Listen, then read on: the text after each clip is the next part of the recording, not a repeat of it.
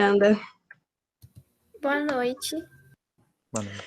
A Fernanda é a orientanda que foi representar a pesquisa, esta pesquisa que nós estamos fazendo pelo segundo ano agora, lá na Feira de Ciências. Fernanda.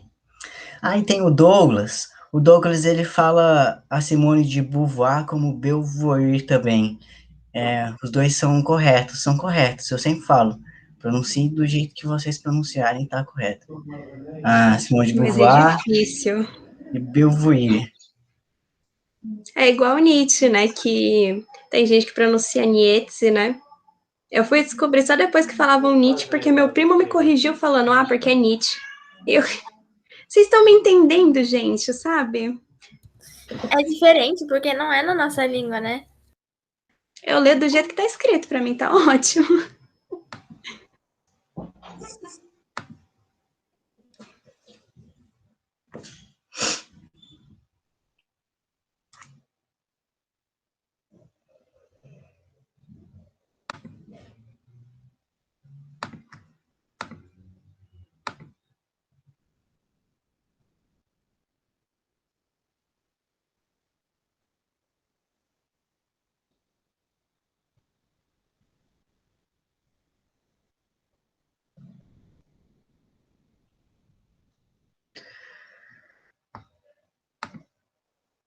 Bom, então, mais uma vez, boa noite a todos, sejam bem-vindos à aula de filosofia da terceira série.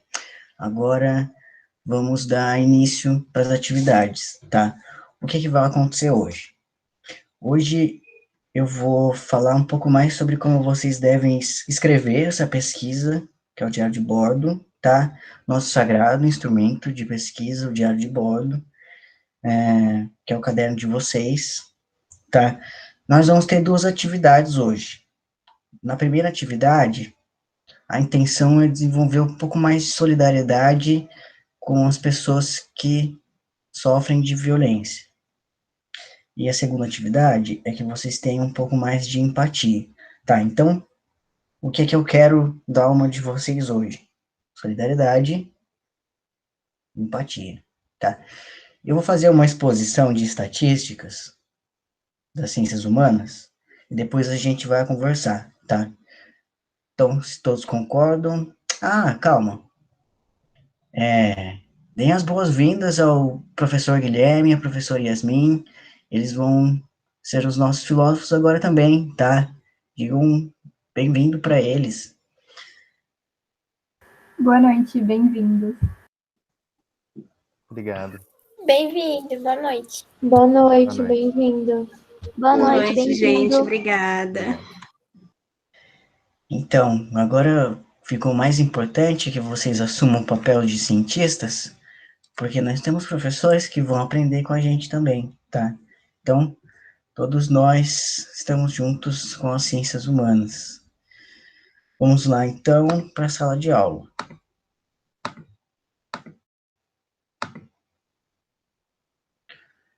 Bom, tem novidades, tá? Que mesmo que vocês não tenham acesso, cerca de 30% da escola tem acesso para participar das aulas no Google Meet, tá? Eu coloquei aqui vai estar dentro do aplicativo de vocês, a aula que aconteceu antes, tá?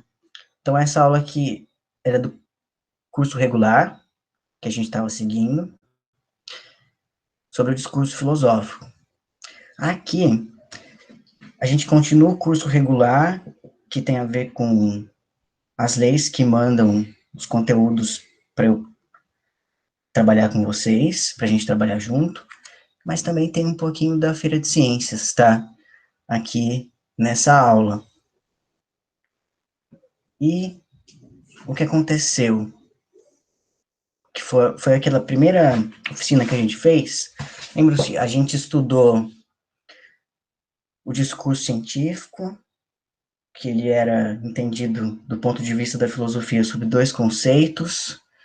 Nós, então, como cientistas, temos que ser rigorosos com aquilo que nós fazemos, quando nós observamos os fenômenos.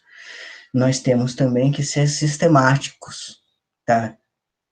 Quer dizer, o jeito que a gente expõe as coisas precisa ser extremamente lógico, precisa ser extremamente científico e seguir uma ordem de razões. Então, o que é importante lembrar dessa aula? Nós temos um compromisso com o rigor e nós temos as coisas sistematizadas, tá? Então, para que vocês entendam o papel de cientista, nós começamos aqui, com rigor, com a sistematicidade.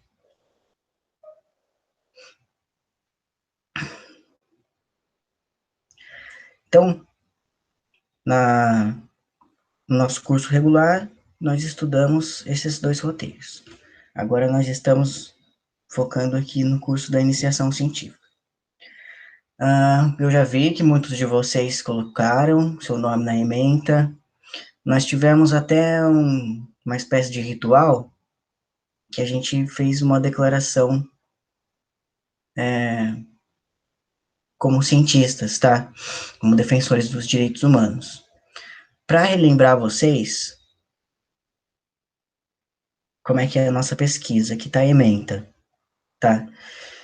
Então, vejam, o estilo da iniciação científica é aprender ensinando, ensinar aprendendo, aprender investigando, tá? Então, a gente aprende fazendo aqui dentro dessa pesquisa. O protagonismo dessa pesquisa é de vocês, estudantes. Tudo que vocês têm trazido para as nossas aulas, as respostas das atividades, elas estão alimentando uma tese científica que vai ficar pronta até setembro, tá? Então, vocês, assim que entram na pesquisa, escolhem um campo que vocês querem se dedicar, tá? Que é essa primeira atividade. Então, vocês podem escolher o campo de pesquisa bibliográfica, de produção de fanzines, o fórum estudantil e as entrevistas sociais, tá? Então, nesse momento inicial, que a gente está começando ainda a investigar o feminismo, saber quais são os seus conceitos, qual é a sua importância, a gente vai escolhendo como é que a gente vai se especializar, tá? Bom, então, vocês precisam escolher um campo para atuar mais efetivamente, tá? Isso é importante, primeira coisa importante. Segunda coisa importante que eu quero recuperar são os conceitos científicos, tá? Porque no diário de bordo de vocês, vocês escolhem um campo e começam a investigar. Nesse roteiro de investigação, nós temos 2 conceitos importantes que eu vou rememorar. Primeiro, é a definição científica da misoginia, tá? E que é uma coisa que certamente pode constar no diário de bordo de vocês.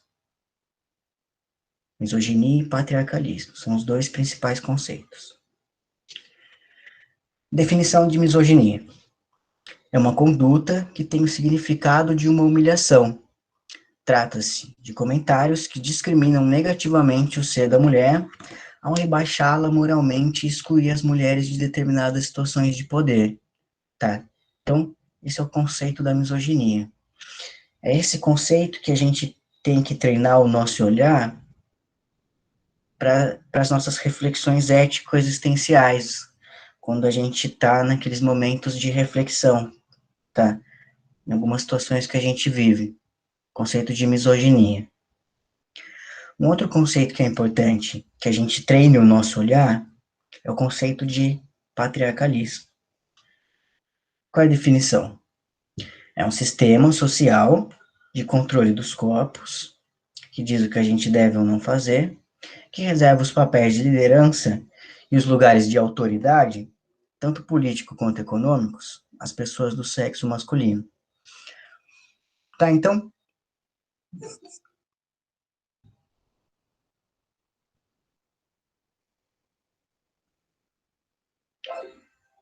bem-vindo, Henrique. Tem 2 conceitos que nós vamos aplicar na nossa pesquisa, tá? Sempre tenham em mente o conceito da misoginia e o conceito do patriarcalismo, porque é contra eles que nós vamos lutar lá no final da nossa pesquisa, quando a gente estiver fazendo entrevistas com as pessoas, buscando trazer alguma coisa benéfica. Lembram-se do título da nossa pesquisa? Para que feminismos hoje? Essa é uma pergunta que, desde que eu acordo, eu estou fazendo, enquanto pesquisador. O João, pesquisador, acorda, putz, para que feminismo? O que eu faço com esses conceitos teóricos que eu estudei e como é que isso vai me beneficiar? Não só a mim, mas também as outras pessoas, tá? Para que feminismo hoje? Então a gente começa investigando esses fenômenos sociais do patriarcalismo, da misoginia, para entender de uma forma científica o que é violência e o que é liberdade na nossa vida, tá? Então, na aula de hoje, eu vou apresentar algumas estatísticas sobre a violência que acontece com as minorias sociais e vamos fazer rodas de conversa para ver o que vocês pensam sobre isso, tá? João, eu só queria citar um trecho que eu acho que se encaixaria muito bem sobre o feminismo, né, da Simone também, que é do livro dela, que basta uma crise política, econômica ou religiosa para que os direitos das mulheres sejam questionados, né? E a gente está sempre percebendo isso no governo atual, né, que a gente está inserido desde 2018, que os direitos das mulheres sempre são questionados. Sim, legal. A corda, ela rompe no lado mais fraco, né? Parece Sim. que a gente vive num momento assim. E de um caos, um terror tão grande, né? Então, para que feminismo?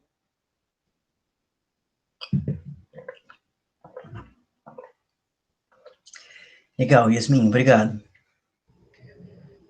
Vamos, então, ver quais são os nossos objetivos na aula de hoje, tá? São dois. Primeiro, é analisar a condição dos seres humanos a partir da reflexão filosófica sobre as diferenças e igualdades entre homens e mulheres, que é a roda de conversa que nós vamos fazer. E tem também uma outra parte, que é o que vai gerar aquele campo da justificativa. A Fernanda, ela se lembra que nós tivemos 11 itens para redigir a tese científica, tá? Então, cada parte do nosso curso vai alimentar uma seção. No caso, essa seção é a seção da justificativa. Então, nós precisamos justificar não só para as pessoas da nossa comunidade, mas também para as pessoas das outras escolas que vão conhecer o nosso trabalho. Para que o feminismo é importante? Acho que se vocês se concentrarem nessa pergunta, vai ficar legal. Tá? Que é na segunda habilidade, que é desenvolver a habilidade de leitura, escrita e planejamento investigativo para autonomia intelectual. Certo, se todos concordam, se todos permitem, vamos iniciar a exposição do primeiro item. Então, vejo. Como nós já dissemos antes, nós não podemos mais fingir que a existência de mulheres, indígenas, estrangeiros, negros, transgêneros, homossexuais e pobres, ela é ignorada desde séculos e até hoje em dia. Essa situação que é violenta e é também de exclusão, ela possui efeitos concretos. O que as ciências humanas vão fazer? Trazer esses dados estatísticos para que a gente possa ver em números cientificamente quais são as consequências desses fenômenos que estão associados à humilhação, que é o sexismo, a xenofobia, o racismo, a homofobia e a transfobia. Tudo isso acontece na nossa população. Então, vamos ver mais de perto o que esses dados podem dizer sobre esse sistema de opressões que nós estamos vivendo, e que ameaça não só a liberdade dessas vítimas, mas também a liberdade de todas as outras pessoas. Vamos para o item 1, que nós vamos falar sobre etnia. Bom, a coisa mais importante que vocês precisam ter na ponta da língua é saber que etnia não é raça, tá? Etnia é sim um conceito das ciências humanas e sociais aplicadas e quer dizer aspectos culturais também, além da cor da pele, tá? O grupo que você vive, a língua que você fala, a sua cultura mesmo, tá? Mas a raça ela é estritamente biológica. A gente não usa raça nas ciências humanas. A gente só usa, não, a gente não usa raça para falar de ser humano. A gente usa etnia, tá? Então, não confundam. Etnia e raça, nada a ver. Então, João, etnia a gente poderia também pontuar como o meio social que você está inserido, né? Sua tribo social. Sim, perfeito. Exatamente. A etnia é a tribo social.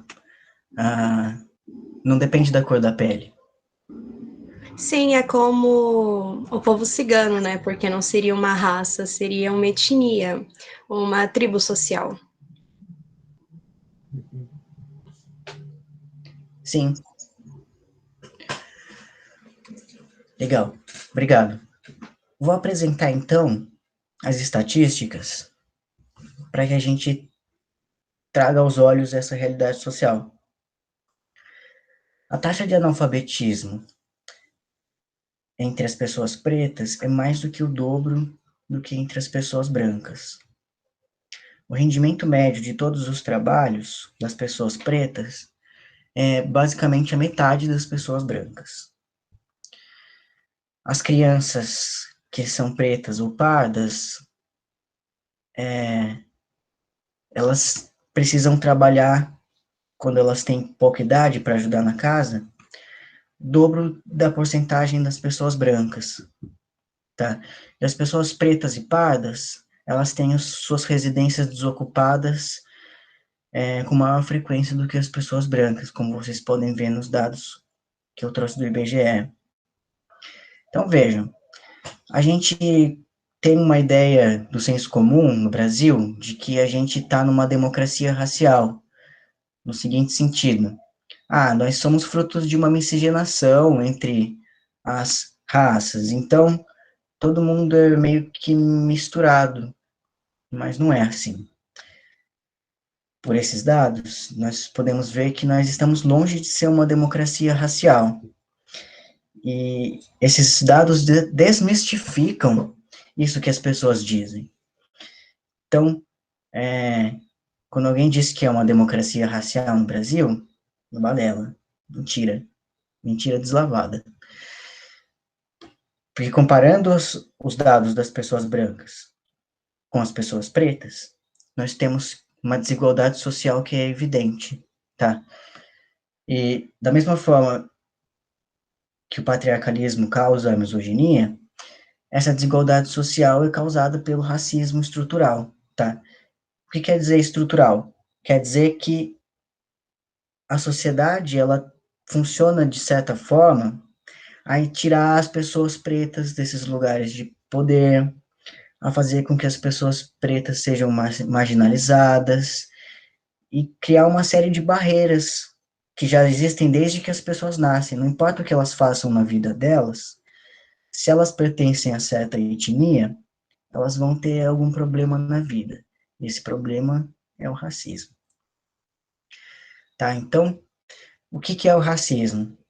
Ele faz, de uma forma estrutural e histórica, com que as condições materiais disponíveis para essas populações diferentes não sejam as mesmas, tanto em termos de acesso à educação.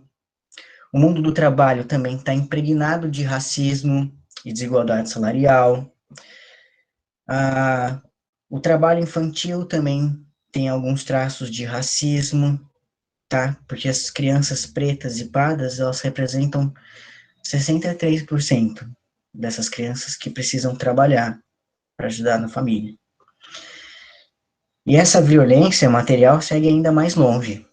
75% dos pobres, eles são negros, e 80% dos mortos por policiais são pardos e negros, como é muito frequente.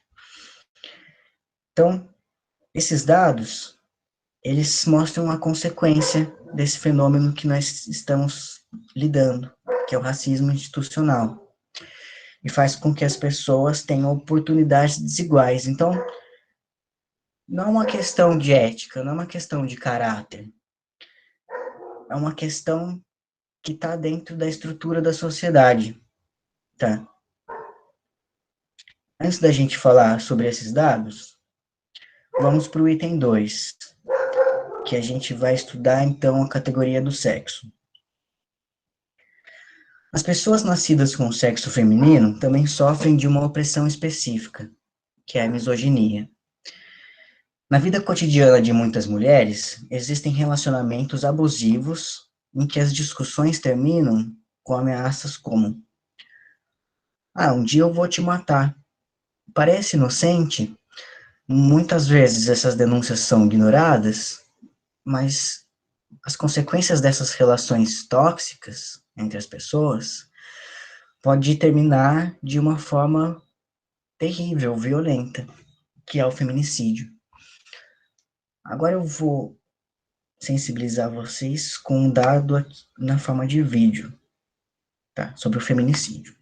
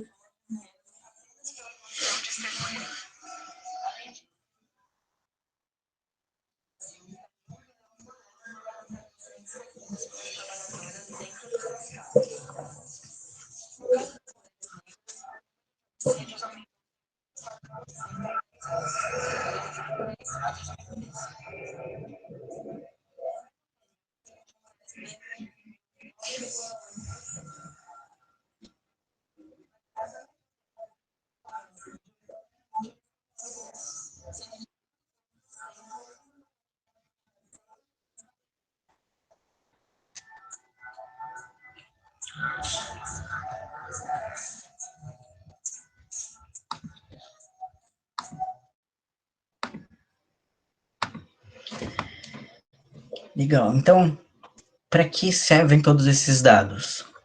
Para que nós, como cientistas, possamos fazer uma experimentação, tá? Nós vamos experimentar com as nossas existências através dessas duas perguntas. Agora é o momento de refletir ético-existencialmente, tá?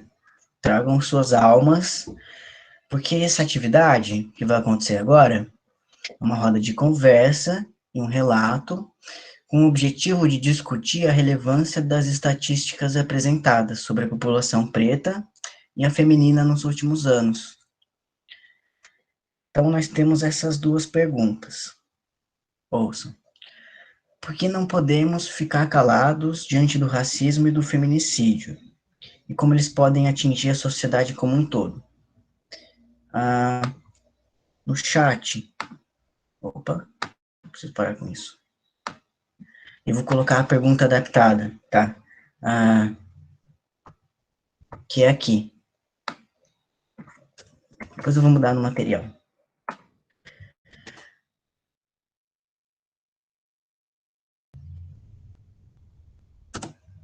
Então, a pergunta para a nossa discussão é a seguinte: por que é difícil intervir em situações racistas e misóginas? Vocês já presenciaram algum caso? O que vocês pensaram? E como elas podem atingir a sociedade como um todo? Quer dizer, por que uma pessoa que sofre racismo não é só problema dela, é problema nosso também? Ou mesmo com a misoginia. Legal. Quem gostaria de começar com a sua reflexão?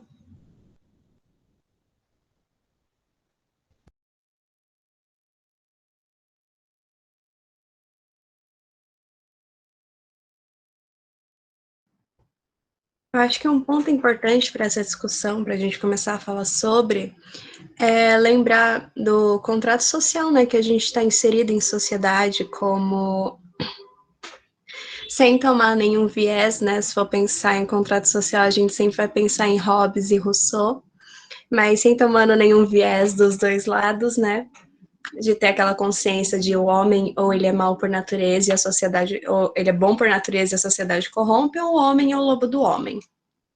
Mas, querendo ou não, estamos inseridos num contrato social que, dito ou não dito, você tendo consciência dele ou não, estamos aqui.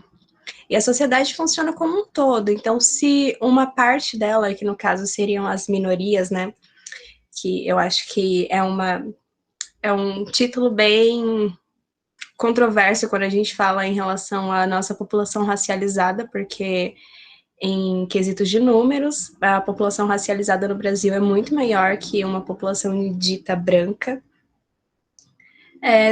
Quando uma parcela dessa população é afetada ou sofre de problemas que todo o mecanismo, o sistema que a gente está inserido acaba perecendo por conta dele, nós somos afetados também. Porque quando você fica em cima do muro em relação a qualquer assunto social, acaba que uma hora vai chegar em você, porque se a gente for pensar numa situação hipotética, eu não vou falar sobre racismo porque eu não sou uma pessoa racializada, não é problema meu. Não falarei sobre feminismo porque eu não sou mulher, não é um problema meu. E quando isso deixar de atingir essas minorias e atingir você, ninguém vai falar sobre você porque você preferiu se abster sobre.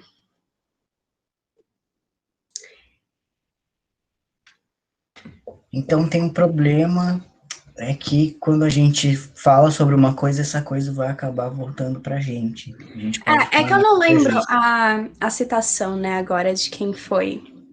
Que é o seguinte, quando foi durante a Segunda Guerra que ocorreu, né?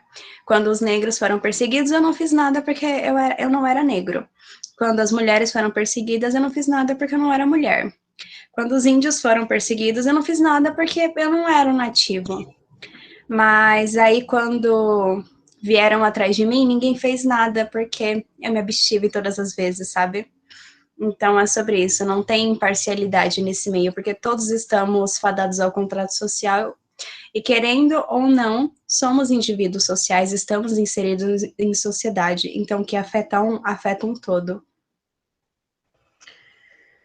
É um pouco desconfortável quando as coisas mudam, quando as coisas que a gente está acostumado mudam.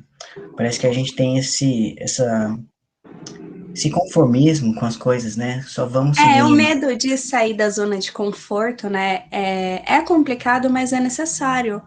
Porque, querendo ou não, uma sociedade capitalista afeta um todo. Porque se a gente for geralizar isso tudo, tirando o fato da pessoa ser racializada, dela ser mulher, dela ser LGBT, enfim, há um todo, nós, como maioria, somos proletariados. Então, assim, o que me afeta vai afetar qualquer um aqui diretamente ou indiretamente. E quando deixar de me afetar diretamente, porque eu posso deixar de existir por conta disso, né? Pode chegar a afetar vocês. Então, é um ponto a ser discutido, porque, como um todo, formamos uma sociedade. Sim, nós temos uma responsabilidade solidária, cada um tem o seu papel. Isso é uma das coisas que estava sendo trazida pelo Centro de Mídias no ano passado, dentro da nossa pesquisa. Então, tem um ponto importante que é a gente precisa exercer solidariedade, uma necessidade ética, se nós estamos nos propondo a defender os direitos humanos. Eu quero convidar o Henrique. Henrique, eu lembro do seu diário de bordo, você relata que você convive com algumas coisas machistas, pessoas machistas do seu meio social. Quando eu sei que você é um cara super gentil, como é que você se sente quando um tio seu, um irmão seu, ele faz uma coisa machista?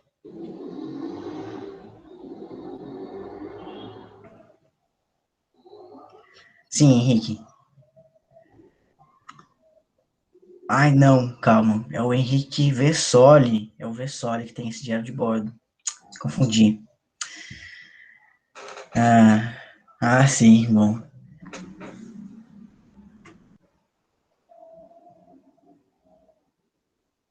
Mas voltando, então, né, a esse quesito do contrato social, se a gente não procura fazer algo, igual no primeiro semestre, eu lembro que eu acho que era na matéria de filosofia geral, a gente estava lendo Russell, né?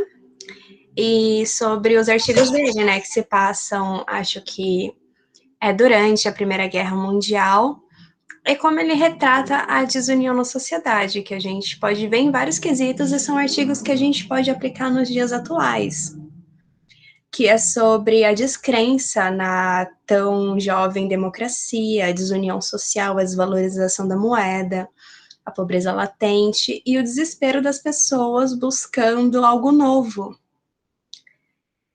E se a gente for ver essa situação toda, a gente pode retornar a 2018 e enxergar esse Brasil na Alemanha daquela época, que eram pessoas descrentes da democracia, sem perspectiva de futuro, e quando chega alguém com um discurso simples, falando aquilo que as pessoas querem ouvir, parece que eles se sentem meio que seduzidos, né?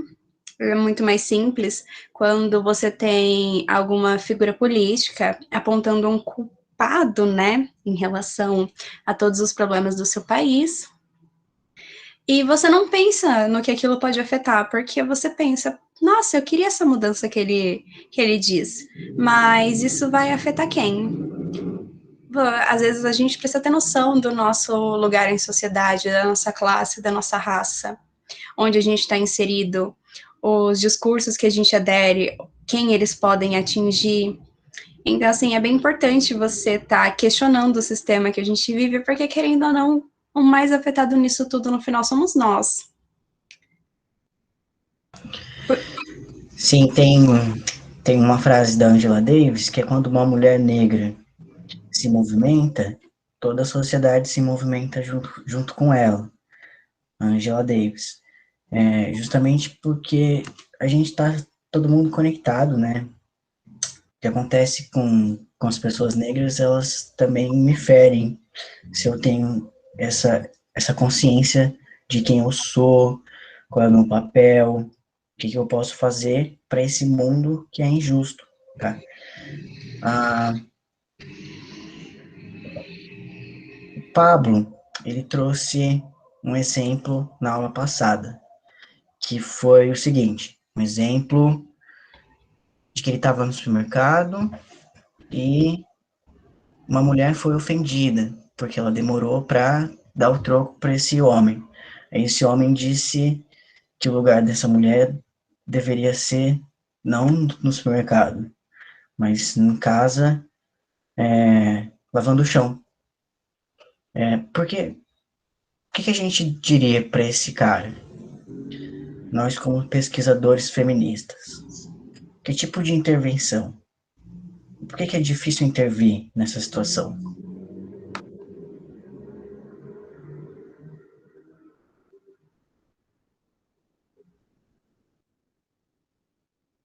Bem, eu acho que a não intervenção, né, geralmente vem do comodismo, como a gente estava falando, como é difícil a gente sair da nossa zona de conforto, entrar em atrito, porque o atrito é cansativo, você querer uma mudança é cansativo, você pensar num lugar diferente para você viver, que tenha igualdade de direitos para todos é cansativo alcançar isso, vendo a situação atual do nosso país.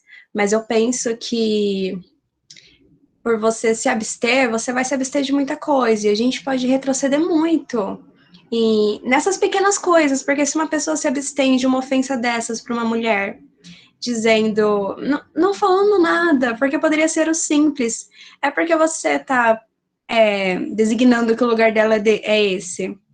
Você não sabe a trajetória de vida dela, você não sabe os sonhos que ela almeja, você não sabe aquilo que ela deseja. Então, assim, você resumir uma mulher a alguém que tem que servir, limpar e ser submissa é retroceder. E você ouvir isso e não se pronunciar é retroceder. Você deixar alguém pensar dessa forma, você não intervir e mostrar outro ponto de vista, é retroceder.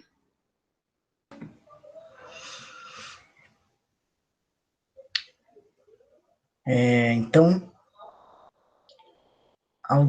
alguém precisa mandar real para esse cara.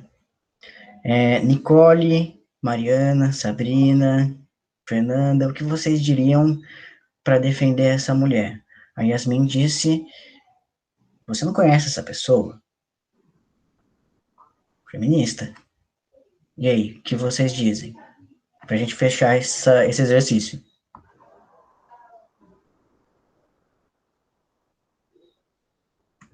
Ah, então, legal, você não conhece essa pessoa. Já daria um título para uma fanzine, que é a segunda parte da nossa pesquisa.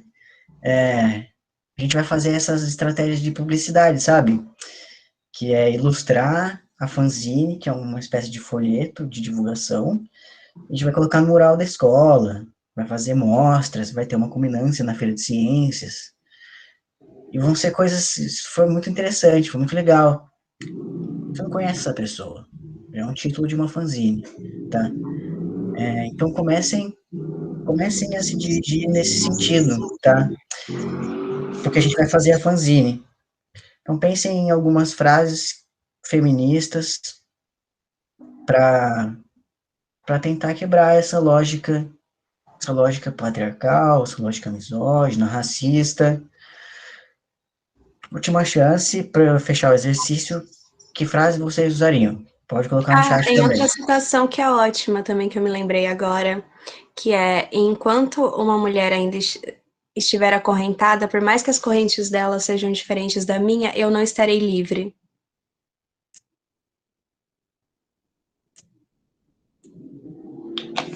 Maravilhoso. Professor, tem uma também que é: minha vida tem valor, meu corpo não tem preço. Show, show. Captou bem a ideia da fanzine, perfeito. Quem mais?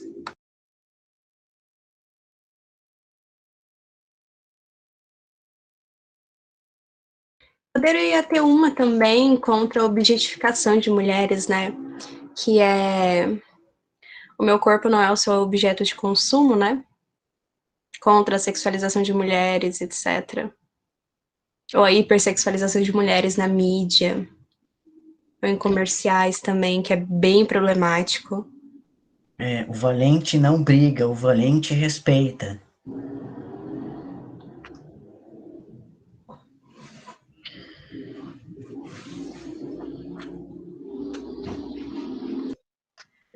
Legal, que bom. Já temos bastante coisas. Estamos progredindo. Vamos então para a segunda parte da aula, tá? vai ser o mesmo esquema. Vou apresentar dados sobre outras categorias e a gente volta para uma roda de conversa. Vamos lá, então.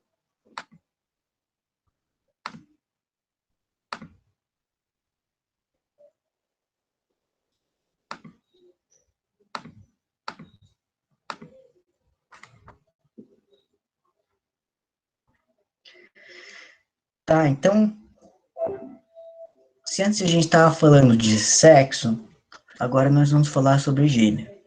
Antes de apresentar as estatísticas, eu quero abrir com vocês esse esquema que vai nos ajudar a entender qual é a diferença entre sexo, gênero e sexualidade. Tá, então, quando a gente fala em sexo, essa palavra, esse conceito sexo, a gente está falando de critérios estritamente biológicos. Meu sexo quer dizer o formato da minha genitália e também os genes que estão em todas as minhas células, tá? Então, de modo bem simples, se você tem genes no seu código genético XX, você é do sexo fêmea. Se você tem no seu código genético XY, você é do sexo macho, tá? O sexo ele é estritamente biológico. Essa confusão entre sexo e gênero que causa muitos problemas para as pessoas trans, tá? Porque tem uma coisa que está dentro da nossa alma, do nosso espírito, da nossa essência, de quem nós somos, da nossa identidade, que é o gênero. Então, o que as pessoas trans mostram? Que independente do sexo que você nasceu, você pode se entender socialmente como coisa outra, tá? Então você é uma pessoa transgênero, você não se identifica com o sexo de seu nascimento.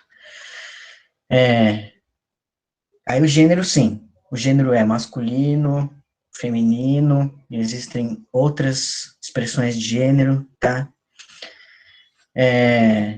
O que é diferente do sexo. Então, veja, o sexo é macho e fêmea, o gênero é homem e mulher. Os homens e as mulheres, eles exercem papéis de gênero diferentes, tá? Que são esses papéis de masculinidade e feminilidade. Então, sexo é diferente do gênero, e o nosso gênero, ele também não tem nenhuma relação conceitual com a nossa orientação sexual, tá? Porque nós podemos, dentro da sexualidade humana, nós podemos ser heterossexuais, homossexuais ou bissexuais. Isso só diz respeito ao que nós sentimos, tá? Então vamos manter isso em mente na nossa pesquisa, que são coisas diferentes. Nós, como cientistas, precisamos diferenciar as coisas, tá? João, eu só queria dar um adendo em relação a papéis de gênero, que seria a sua socialização, né? Que a socialização para mulheres vem daquela expressão exacerbada de feminilidade, né? Que é aquilo que se espera de uma mulher, e a expressão de masculinidade, tanto que tem artigos sobre masculinidade tóxica, né? E como a feminilidade afeta a saúde mental de mulheres também. Que dentro desse quesito a gente também poderia inserir, não por conta de identidade de gênero, mas também por expressão de gênero, né? No caso, seriam aqui lésbicas, que são desfeminilizadas, aquelas que abdicam da feminilidade obrigatória, que as mulheres são socializadas desde pequena a aderir, que elas negam a feminilidade sem abandonar o que seria, no caso, o ser lésbica e o ser mulher, né? Que Legal, legal. A socialização, ela acontece quando a gente está se desenvolvendo. desde a eternidade, né, que vem daquilo sobre inserir até os brinquedos para meninas tem parte da socialização que é sempre kits de cozinha, bonequinhas para você cuidar, bebês, tanto que a gente já cansa de ver linhas de bebês, né, de brinquedo, desde que eu tenho uns 8 anos, eu acho que eu vejo uma linha de brinquedo que é a Baby Alive, que ela não perdeu o sucesso, né? E aí eu acho que é de uma tamanha problemática E eu lembro que uma vez eu acabei indo numa loja de brinquedo, porque eu queria comprar um brinquedo pro meu irmão mais novo, que ele gosta muito de pintar. E a mulher que me atendeu, né, eu sei que não é culpa dela também, porque como os papéis de gênero estão tão inseridos em sociedade, a primeira coisa que ela me perguntou é um brinquedo para menino ou para menina? Eu falei, eu quero um brinquedo que... Eu quero um kit de pintura. E ela continuou insistindo, mas é para menino ou para menina? E eu acabei não prestando atenção na época, eu só falei, é para criança. E eu acho que ela ficou sem graça, né? Ela acabou me mostrando o kit de artista que tem, mas agora, lembrando, eu vejo a problemática que é, até quando a gente vai comprar um brinquedo, a insistência de papéis de gênero, porque se eu tivesse uma irmã e falasse, é um kit de pintura para menina, eu tenho certeza que ela iria me levar para a ala de brinquedos para menina e me apresentaria uma boneca ou um kit de cozinha. A gente é socializado assim, né? A gente é meio daltônico pro gênero. Ou a gente vê o azul, que é o menino, ou a gente vê o rosa, que é a menina. A Sim, e gente fica crianças não preso. têm essa expressão de gênero, elas não entram em papéis de expressão de gênero porque são crianças. Tanto que o meu irmão mais novo, eu lembro que ele era completamente apaixonado pela Ladybug, pela personagem heroína. E eu lembro que teve uma problemática no aniversário dele, de 4 anos, porque ele queria se fantasiar de Ladybug. E a família da minha mãe é evangélica, né? Então aí surgiu todo um atrito dentro da família, porque ninguém queria deixar ele se vestir de Ladybug. E eu, como boa questionadora que sou, né, falei, mas qual o problema? É uma heroína. Se ele quisesse se vestir de Mulher Maravilha, eu deixava, gente, porque é uma criança. E daí, qual é o problema? Criança. Ah, os adultos, eles costumam ser muito dominantes, né? Dominadores. Sim, Você eles vai querem fazer enfiar isso. dentro dessa caixinha binarista as crianças. Eu fico, gente, deixa a criança se expressar do jeito que ela quer, porque ela é aquilo, sabe? Se você fazer ela entrar dentro desses papéis em tão ternidade, ele vai se privar de muita coisa. Tanto que a minha avó brigava muito com ele para que ele não podia chorar, porque meninos não choram. E eu ficava, meu Deus do céu, é uma criança, ela não sabe lidar com os sentimentos dela, ela tá desenvolvendo a consciência dela, e criança chora. Vocês querem deixar o menino chorar. Porque não é coisa de menino. Eu não me desce essas coisas. Sim, homens também choram. Mais um título para uma fanzine. Sim. Legal, legal, legal conhecer um exemplo da sua família, Yasmin. Obrigado, tá? Muito gentil. Então, isso aqui a gente vai retomar ao longo do curso. Essas discussões também são muito importantes. São coisas que a gente pode começar a questionar, tá? Pode usar a nossa autonomia para escrever sobre isso mesmo. E a ciência, ela é importante, porque ela coloca isso em termos concretos, tá? Mas é muito legal. Vamos lá, então, para as estatísticas de gênero. Como nós temos 10 minutos, eu vou passar um pouco por cima, tá? Mas vou trazer os números para que vocês tenham noção. O Brasil, ele é o país que mais mata pessoas travestis e transexuais no mundo, tá? Nós somos os campeões de preconceito com as pessoas trans e travestis. Muitos dos casos que são denunciados para a polícia, eles não são investigados com rigor, não se identificam os suspeitos, muitos deles não são presos. Além disso, tem uma diferença quando são mulheres cisgênero e quando são mulheres transgênero. As mulheres cisgênero, elas sofrem violência com pessoas que estão próximas. Então, são seus irmãos, são seus maridos, que cometem essas violências, que restringem a sua liberdade. Mas com as mulheres trans, não. Muitas vezes elas são violentadas na rua e sem nenhuma ligação com a pessoa, tá? Então, quando alguém violenta uma pessoa trans, é de uma forma muito mais brutal. Isso que os dados estatísticos mostram. Tanto é que a expectativa das pessoas trans é de só 35 anos. tá? E a maior parte dessas pessoas que são violentadas são mulheres que são trans e que são negras, tá? Esses são os dados sobre o gênero. Vamos investigar os dados sobre a sexualidade, tá? Então, no final desse roteiro, vocês têm mais uma definição científica. Lembram-se que eu recuperei a definição de misoginia? Lembram-se que eu recuperei a definição de patriarcalismo? No diário de bordo de vocês, vocês também podem colocar a violência, definida como o seguinte: é o exercício da força física e da coação psíquica para obrigar alguém a fazer alguma coisa contrária aos seus interesses, os seus desejos, o seu corpo e a sua consciência. E tudo isso faz parte da sua sexualidade. Então, sua sexualidade não é só de quem você gosta, é como você se interessa, seus desejos, é uma relação com o seu corpo, uma relação com a sua própria consciência, tá? E como a gente estava discutindo, existe muita repressão. Então, uma hipótese que a gente pode seguir é que o feminismo nos ajude a liberar essa repressão, tá? E viver de uma forma mais saudável. Vejam se vocês concordam com essa hipótese. Então, quais são as formas mais comuns de violência?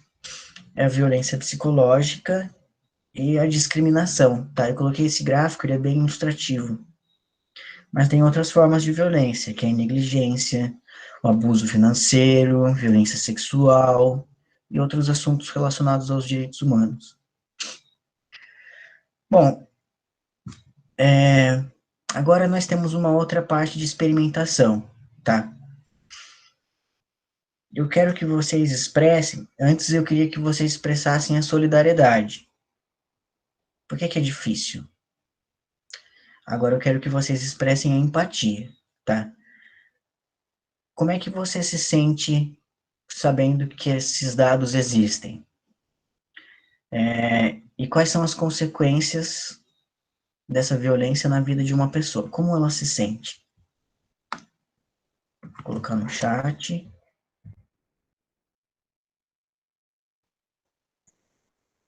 Microfone aberto.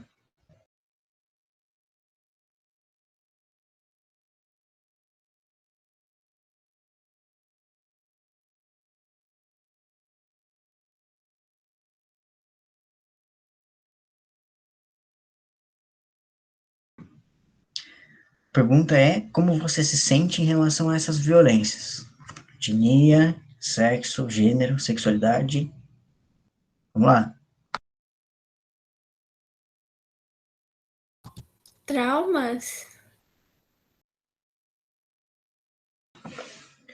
A violência é traumatizante. Tem um trauma e esse trauma precisa de uma intervenção, algum cuidado. E geralmente a pessoa não tem por vergonha de falar o que ocorreu, né? É difícil expressar quando você se sente humilhado. Sim, legal. Então, como é que a gente pode fazer para ajudar essas pessoas? Como a gente deveria se posicionar?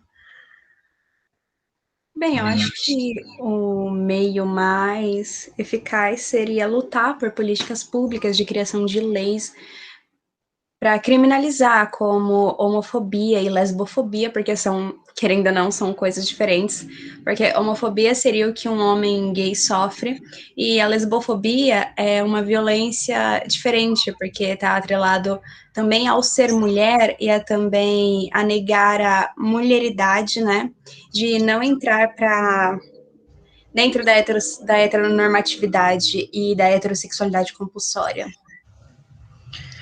Sim, então, mesmo em relação a gênero, eu sei que tem uma criminalização da transfobia, porque sou uma pessoa trans, então eu sei que isso existe. Mas vejam, teoricamente é uma coisa, só que para aplicar essa lei, é um pouco diferente. Como vocês pensam? É igual quando ocorrem situações de racismo, né? Porque todas as vezes que eu vejo uma notícia sobre situações racistas, nunca é classificado como racismo, porque racismo é um crime inafiançável, né?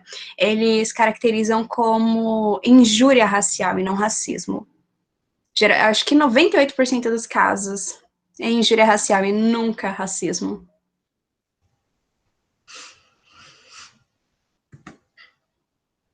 Sim, legal. Então tem uma coisa grave, que é a dignidade humana. Essas pessoas estão perdendo a sua dignidade, elas estão sendo humilhadas. Então, uma coisa importante para o feminismo é fazer uma intervenção, tá? Então, se vocês conhecem alguma mulher que passa por violência, talvez abrir um espaço de conversa. A conversa geralmente é uma coisa que ajuda. Eu acho que o problema também dessas violências não só abrir um espaço de conversa. Quando mulheres denunciam violência doméstica ou agressão ou tentativas de feminicídio, elas sofrem também violência sistêmica caso queiram registrar um boletim de ocorrência, porque não são levadas a sério ou sempre demoram muito para registrarem um boletim de ocorrência, falam que é só uma briga e que logo vai se resolver, e também se negam, às vezes, a fazer um corpo de delito da vítima, o que abre mais brechas para realmente ocorrer a fatalidade do feminicídio. E quando ocorre, e quando é documentado, né, geralmente eles acabam romantizando esses crimes, como crime passional, que eu acho que a forma mais violenta de você caracterizar um crime é falar que é um crime passional, porque ninguém mata por amor. Não, isso é um absurdo, nada a ver, não existe isso. A gente tem que dizer a palavra correta, tá? Que é o ódio, é a raiva, A posse. sim. São formas, é tóxico, não é uma coisa legal quando isso acontece. E é bem frustrante você ver como funciona a polícia brasileira, né, como funcionam as delegacias em relação à defesa da mulher, porque o máximo que eles emitem é, como é o que chama? A medida protetiva, que eu acho completamente ineficaz, porque no caso a medida protetiva é somente um papel. E a primeira coisa que você joga no Google quando você pesquisa medida protetiva são notícias de mulheres mortas após receberem a medida protetiva. Elas não têm nenhuma proteção do Estado, nenhuma proteção da polícia, é somente um papel, e um papel não impede ela de ser morta.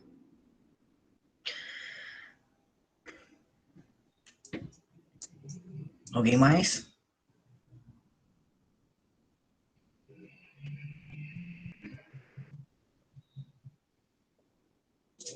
De boa? Tá, então nosso horário terminou. Nós seguimos algumas hipóteses aqui durante a nossa aula. Nós fizemos coisas importantes para o nosso diário de bordo. Nós terminamos por aqui e a gente continua essa nossa investigação, tá? Mas vejam, são coisas que nós vamos construindo, vamos adaptando, vamos somando, e vocês sempre podem trazer a opinião de vocês para retomar, tá? É um projeto que vocês podem trazer o que tem de antes, tá? Bom, obrigado a todos, obrigado, professor Yasmin, muito gentil, riquíssima, uma diva, e a gente se vê na semana que vem, tá? Um abraço e mal feito, feito. Tchau, tchau, pessoal. Tchau, tchau. Boa noite. Boa noite. Boa Boa noite. noite. Boa noite.